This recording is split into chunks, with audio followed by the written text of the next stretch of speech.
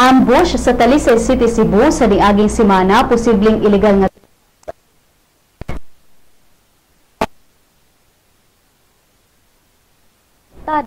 ang nahitabong ambush sa Talisay City sa pagpamusil nga nahitabo sa dakbayan sa Cebu. Sigun ni gilyamak nga posibleng away sa negosyo, labi na negosyo kalabot sa iligal nga drogas, ang posibleng hinungdan sa pagpamusil. Matod niya nga murag nagbinaslanay ang duha ka kampo.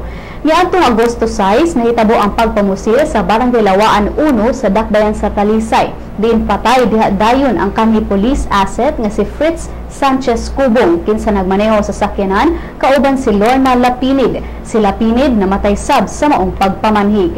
Pagsunod adlaw, laing pagpamanhig ang natigayon sa Barangay Pasil, dakbayan sa Cebu, diin napatay si Arnel Gomez kinsa gituuhang usa sa mga nagpaluyo sa ambush sa dakbayan sa Talisay.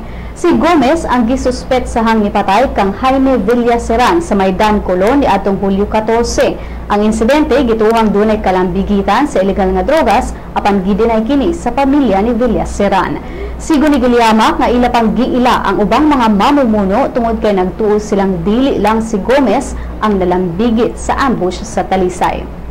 Sa bahin ni Talisay City Police Chief Hermano Malyari, iyang gibutyag nga dunay posibilidad nga ang usa sa mga biktima sa pagpamanig sa Talisay posibleng nalambigit sab sa iligal nga drogas, sanglit si Gomez gituhang usa ka hitman alang sa usa ka drug syndicate. Apan daw dili pa nila makumpirma ang maong anggulo.